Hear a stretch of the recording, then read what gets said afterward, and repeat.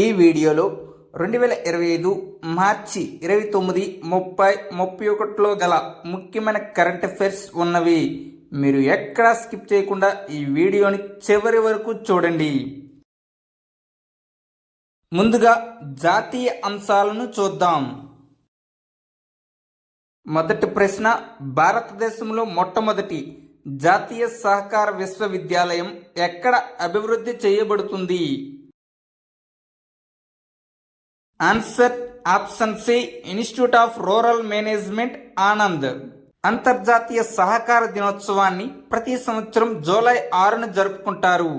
ఐక్యరాజ్య సమితి 2025ని అంతర్జాతీయ సహకార సంవత్సరంగా కూడా ప్రకటించింది. సహకార సంఘాలను ఏర్పాటు చేసుకునే హక్కును ఆర్టికల్ 19(1)(c) కింద ప్రాథమిక హక్కుగా భారత రాజ్యాంగంలో ఏర్పాటు చేశారు. సహకార సంస్థలకు సంబంధించిన డిపిఎస్పిలో ఆర్టికల్ 43(b)లో జోడించబడింది.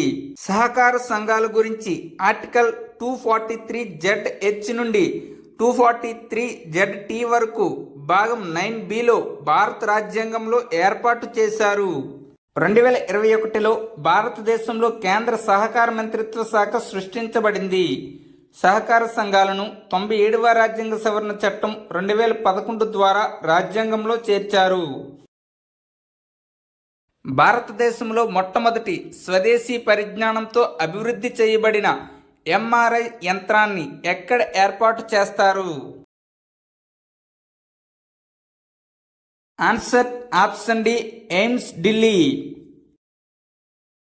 ఇది అక్టోబర్ 2025 నాటికి వ్యవస్థాపించబడుతుంది. ప్రస్తుతం భారతదేశంలో ఉపయోగించే వైద్య పరికరాల్లో 80 నుంచి 85% దిగుమతి చేసుకుంటున్నందున వైద్య చికిత్స ఖర్చును తగ్గించడం మరియు దేశం దిగుమతి చేసుకున్న వైద్య పరికరాలపై ఆధారపడటాన్ని తగ్గించడం దీని యొక్క ప్రధాన లక్ష్యం. దీనిని ఎలక్ట్రానిక్స్ మరియు ఇన్ఫర్మేషన్ టెక్నాలజీ మంత్రిత్వ శాఖ మెయితీ కింద society for applied microwave electronics engineering and research Sameer ఇతర సంస్థల సహకారంతో అభివృద్ధి చేసింది.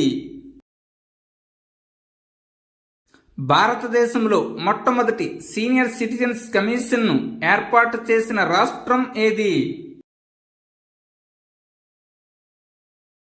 Answer option C, Kerala.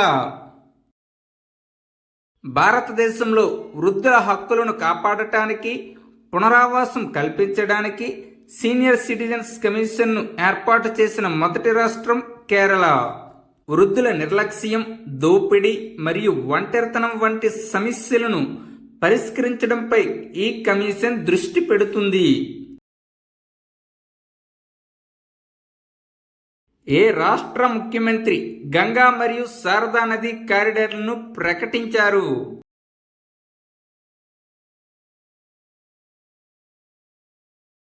Answer option ఏ, ఉత్తరాఖండ్.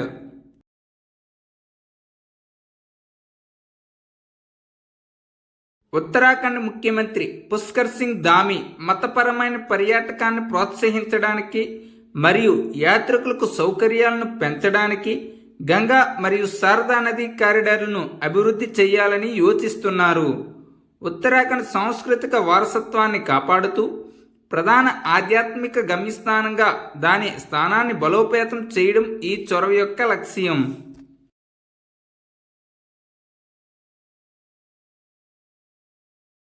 రెండు 2014-15 మరియు 2023-24 మధ్య దేశంలో ఎంత అటవీ భూమిని అటవీయేతర వినియోగం కోసం మళ్లించారు?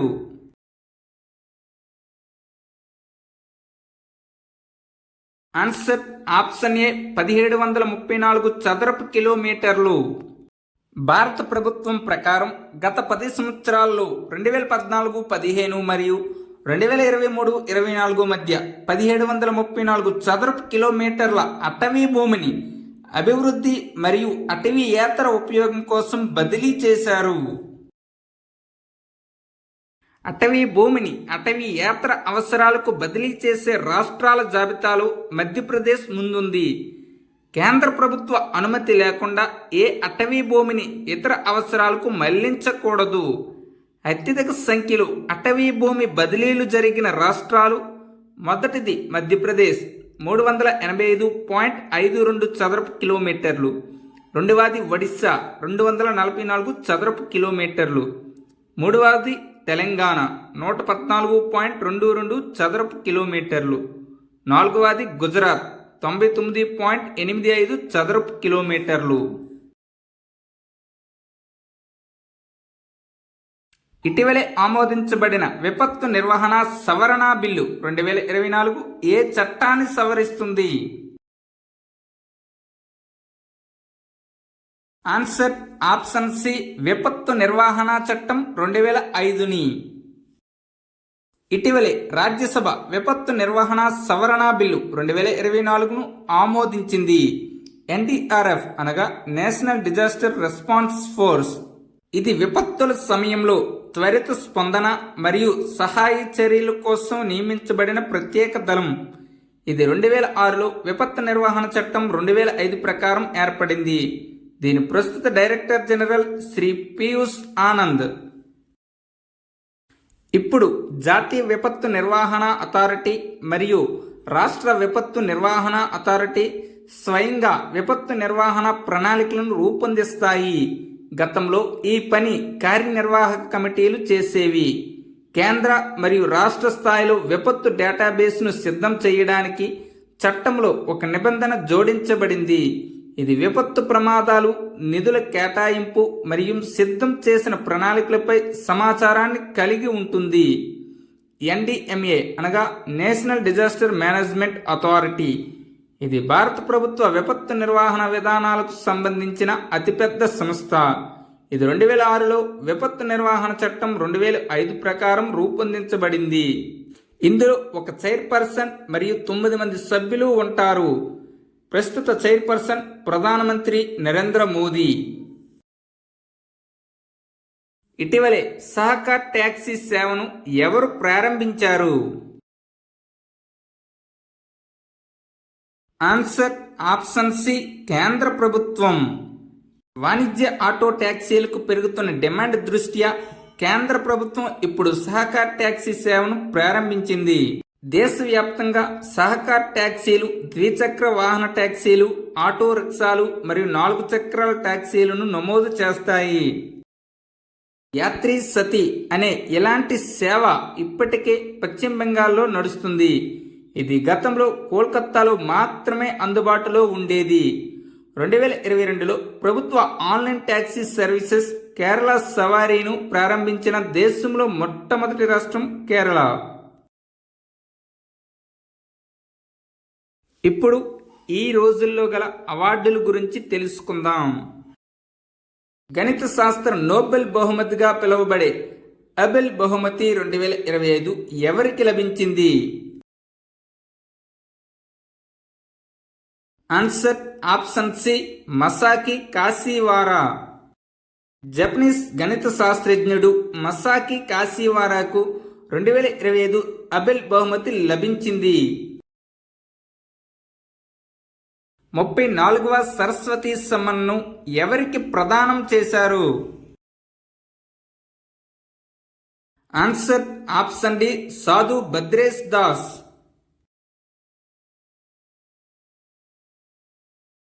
కేకే బిర్లా ఫౌండేషన్ యొక్క 34వ సరస్వతి సమ్మాన్ 2024 ప్రఖ్యాత సంస్కృత పండితుడు మహామహోపాధ్యాయ సాధు భద్రేష్ దాస్ కు సంస్కృతంలో తన అద్భుతమైన పుస్తకమైన స్వామి నారాయణ సిద్ధాంతానికి ప్రదానం చేయబడింది. 2025లో ఈ అవార్డు 2024కి ఇవ్వబడుతుంది. సరస్వతి సమ్మాన్ అనేది వార్షిక అవార్డు. ఇది గత 10 సంవత్సరాలలో ప్రచురితమైన అత్యుత్తమ సాహిత్య రచనకు ఇవ్వబడుతుంది. హరివంశ్ రాయ్ బచ్చన్ 1991లో మొదటి సరస్వతి అవార్డును అందుకున్నారు. రౌద్ర సాత్వికం నవల కోసం ప్రభావర్మకు 33వ సరస్వతి సమ్మాన్ లభించింది. ఇప్పుడు ప్రపంచ అంశాల గురించి తెలుసుకుందాం. ప్రపంచంలో అత్యంత విలువైన ఉక్కు తయారీదారుగా ఏది మారింది?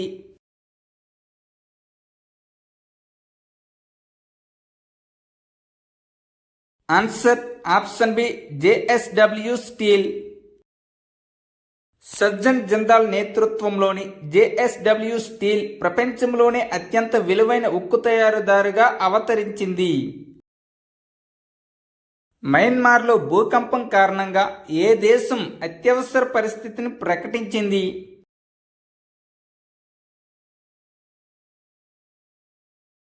Answer option D Thailand. 2025 మార్చి 28న మయన్మార్లో 7.7 తీవ్రతతో సంభవించిన శక్తివంతమైన భూకంపం ఆ ప్రాంతం అంతటా భయాందోళనను రేకెత్తించింది. భారతదేశంలో గ్రామీణ మహిళలు మరియు యువతకు సాధికారత కల్పించడానికి గ్రామీణ అభివృద్ధి మంత్రిత్వ శాఖ మరియు ఎవరు ఒక ఒప్పందంపై సంతకం చేశారు? Answer option D UNICEF youth. ఈ ఒప్పందం 3 సంవత్సరాలు ఉంటుంది. యూనిసెఫ్ అనగా United Nations International Children's Emergency fund.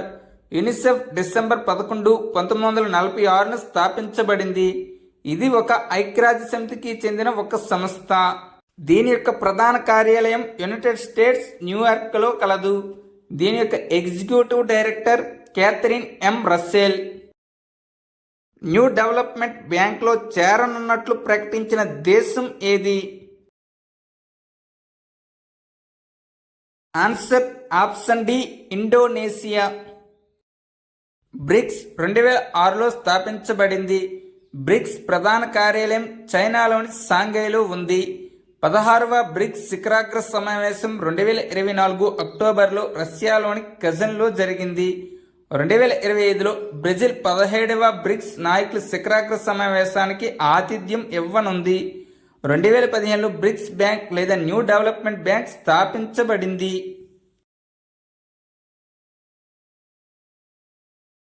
ప్రపంచంలో అత్యధికంగా పాలన ఉత్పత్తి చేసే దేశం ఏది?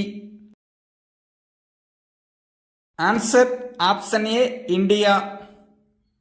1998 నుండి భారతదేశం పాల ఉత్పత్తిలో స్థిరంగా అగ్రస్థానంలో ఉంది.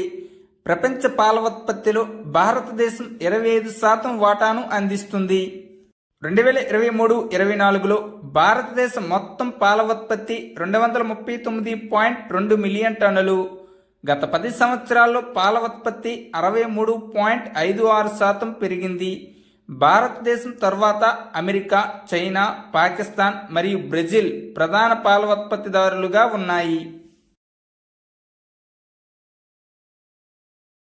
ఉత్తరప్రదేశ్, రాజస్థాన్, మధ్యప్రదేశ్, గుజరాత్ మరియు పంజాబ్ పాల ఉత్పత్తిలో ప్రధానంగా ముందున్నాయి.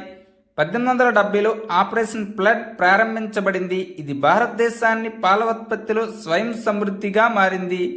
డాక్టర్ వర్గీస్ కురియన్ భారతదేశంలో శ్వేత విప్లవ పితామహుడిగా పరిగణించబడుతున్నారు. ఆయన్ను ఇండియన్ మిల్క్ మ్యాన్ అని పిలుస్తారు. ఇటీవలే ఏ దేశం ఫేస్బుక్ను నిషేధించింది? Answer option D Papua New Guinea. ద్వేషపూరిత ప్రసంగం, తప్పుడు సమాచారం మరియు అశ్లీలతను నియంత్రించేందుకు పపువా న్యూగినియా ఫేస్బుక్ను నిషేధించింది. ఫేస్బుక్ అనేక దేశాల్లో నిషేధించబడింది, ప్రధానంగా చైనా, ఇరాన్, ఉత్తర కొరియా, రష్యా మరియు మయన్మార్. పపువా న్యూగినియా రాజధాని పోర్ట్ మొర్స్బీ. ప్రస్తుత ప్రధానమంత్రి జేమ్స్ మార్పే. ఇటీవలే ప్రపంచంలో 2వ అతిపెద్ద టీ ఎగుమతిదారుగా ఏ దేశం అవతరించింది?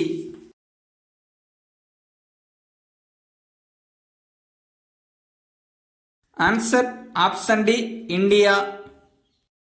భారతదేశం శ్రీలంకను అధిగమించి ప్రపంచంలో 2వ అతిపెద్ద టీ ఎగుమతిదారుగా అవతరించింది. 2024లో భారతదేశం 255 మిలియన్ కిలోల టీని ఎగుమతి చేసింది. ప్రపంచంలోని మొత్తం టీ ఎగుమతుల్లో భారతదేశం 10% ఎగుమతి చేస్తుంది. భారతదేశంలోని అస్సాం, డార్జిలింగ్ మరియు నీలగిరి టీలు ప్రపంచంలోని అత్యుత్తమ టీల్లో ఒకటిగా పరిగణించబడతాయి. కెన్యా ప్రపంచంలోనే అతిపెద్ద టీ ఎగుమతి చేసే దేశం. చైనా ప్రపంచంలోనే అతిపెద్ద టీ ఉత్పత్తిదారు. భారతదేశంలో అత్యధికంగా తేయాకు ఉత్పత్తి చేసే రాష్ట్రం అస్సాం. దేశంలోని మొత్తం తేయాకు ఉత్పత్తిలో దీని వాటా 50% కంటే ఎక్కువ. ఇప్పుడు ఇటీవలే జరిగిన నియామకాల గురించి తెలుసుకుందాం. నీతి ఆయోగ్ పూర్తికాల సభ్యునిగా ఇటీవలే ఎవరు నియమితులయ్యారు? Answer option B Rajiv Gauba. NITI Aayog 1 జనవరి 2015 స్థాపించబడింది. దీని యొక్క చైర్పర్సన్ భారత ప్రధానమంత్రి. NITI Aayog chairman vice president doctor Suman Bery. Chief executive officer CEO BVR Subrahmanyam. NITI ఆయోగ్లో 4 పూర్తికాల సభ్యులు ఉంటారు. వారు Vijay Kumar Saraswat, Ramesh Chand, Vinod Paul, Rajiv Gauba. GSMA global system for mobile communications association నూతన చైర్మన్ గా ఎవరు నియమితులయ్యారు?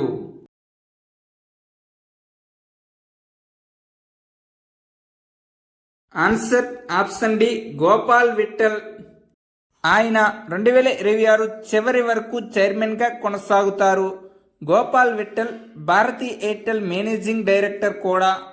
ప్రపంచ స్థాయిలో మొబైల్ నెట్వర్క్ ఆపరేటర్లకు ప్రాతినిధ్యం వహించడం జిఎస్ఎంఏ యొక్క ప్రధాన లక్ష్యం. ఈ సంస్థ 1995లో స్థాపించబడింది. దీని యొక్క ప్రధాన కార్యాలయం ఇంగ్లాండ్లోని లండన్లో ఉంది. ఇటీవలే America national institute of health డైరెక్టర్గా ఎవరు నియమితులయ్యారు? Answer option D J Bhattacharya. National institute of health డైరెక్టర్గా భారత సంతతి శాస్త్రవేత్త జె భట్టాచార్య నియామకాన్ని యుఎస్ సెనెట్ ఆమోదించింది. ఇప్పుడు క్రీడలకు సంబంధించిన అంశాలను చూద్దాం. ఖేలో ఇండియా పారా గేమ్స్ 2025 పతకాల జాబితాలో మొదటి స్థానంలో ఎవరు నిలిచారు?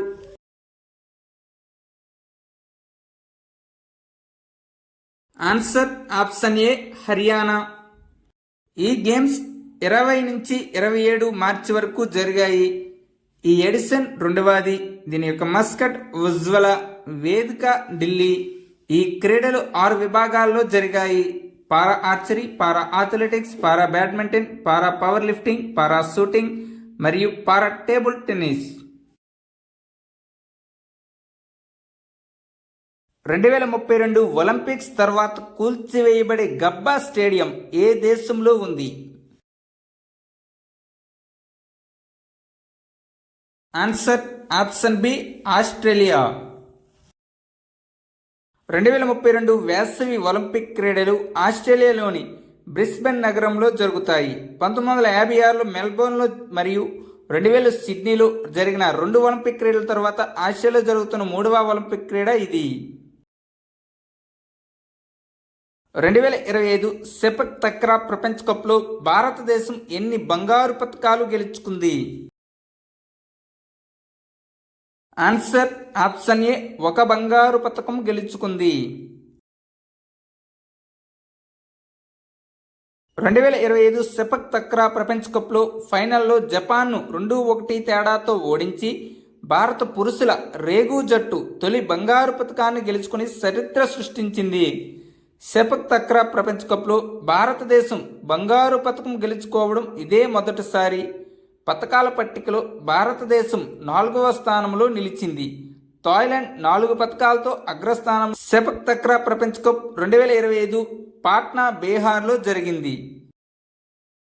ఇటీవలే బి సుమిత్ రెడ్డి ఏ క్రీడ నుండి రిటైర్మెంట్ ప్రకటించారు?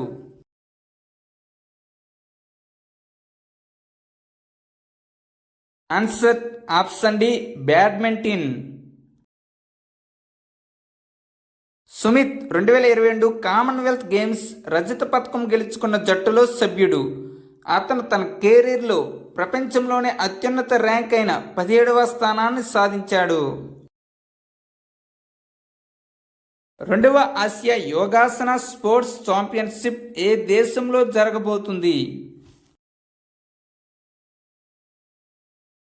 Answer option B India. ఇది మొదట మార్చిలో జరగాల్సి ఉంది, కానీ ఇప్పుడు ఏప్రిల్ 25 నుండి 27కు వాయిదా పడింది.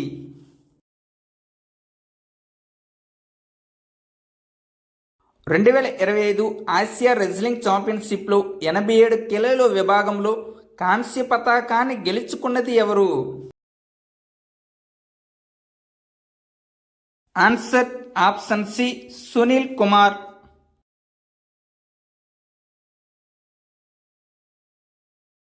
United world wrestling Asia bureau సభ్యునిగా ఎవరు ఎన్నికయ్యారు? Answer option B, Sanjay Singh. United world wrestling ప్రస్తుత అధ్యక్షుడు Nenad Lalovic. United world wrestling ప్రధాన కార్యాలయం స్విట్జర్లాండ్లోని లౌసాన్లో ఉంది. ఐసీసీ ఎలైట్ ప్యానెల్ ఆఫ్ ఎంపైర్లో ఏ భారతీయుడికి చోటు లభించింది?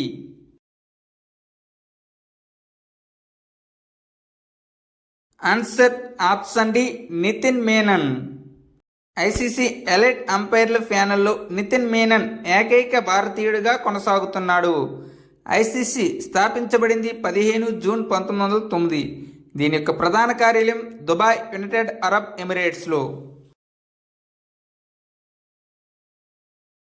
ఇప్పుడు ఆర్థిక అంశాల గురించి తెలుసుకుందాం. ఇటీవలే భీమ్ 3.0 యాప్ను ఎవరు ప్రారంభించారు?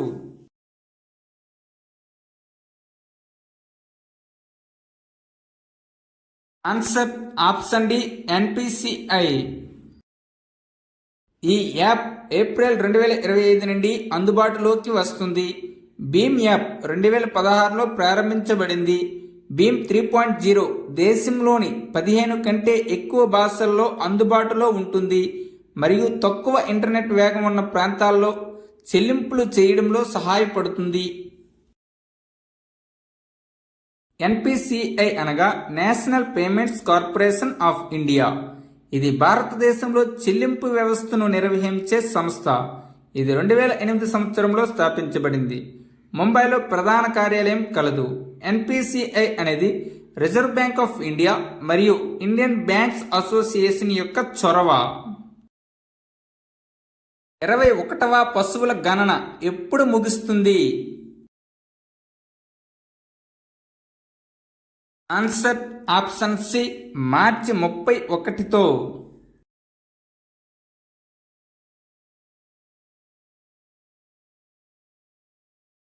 ప్రారంభం 25 అక్టోబర్ 2024.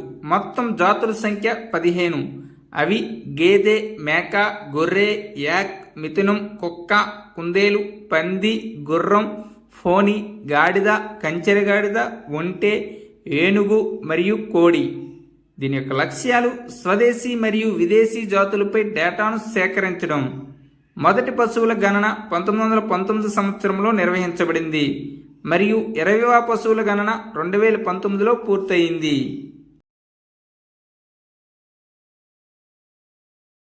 హొరిన్ గ్లోబల్ రిచ్ లిస్ట్ 2025 ప్రకారం ప్రపంచంలో అత్యధిక సంఖ్యలో బిలియనియర్లు ఉన్న దేశం ఏది?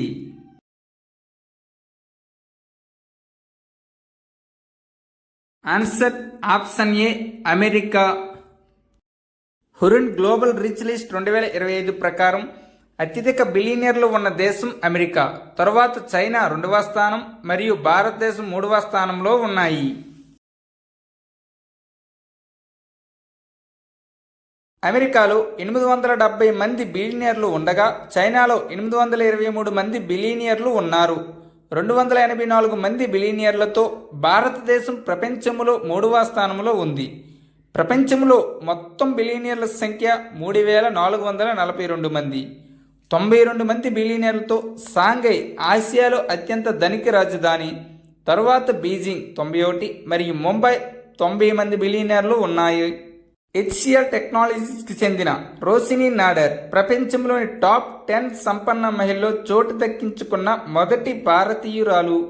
భారతదేశం నుండి top 2 Mukesh Ambani Reliance industries limited 8.6 ట్రిలియన్లు, గౌతమ్ అదానీ అదానీ గ్రూప్ 8.4 ట్రిలియన్లు. ప్రపంచంలో టాప్ 2. టెస్లా యజమాని Elon Musk SpaceX $420 billion, Jeff Bezos Amazon యజమాని $266 బిలియన్.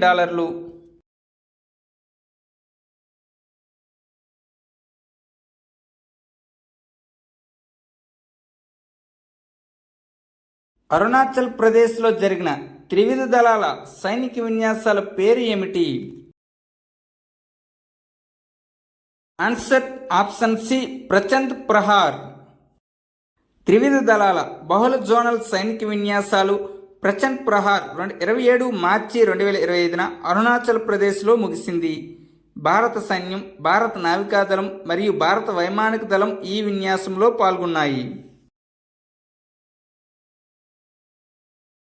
అంతరిక్ష శిథిలాల తొలగింపు కోసం జపాన్కు చెందిన ఆస్ట్రోస్కేల్తో భాగస్వామ్యం కుదుర్చుకున్న భారతీయ ప్రైవేట్ అంతరిక్ష సంస్థ ఏది?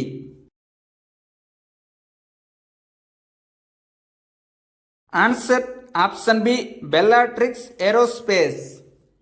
ఇది ఒక భారతీయ ప్రైవేట్ ఏరోస్పేస్ కంపెనీ. ఇది ఉపగ్రహాలు మరియు ఇతర అంతరిక్ష భాగాలు కూడా తయారు చేస్తుంది.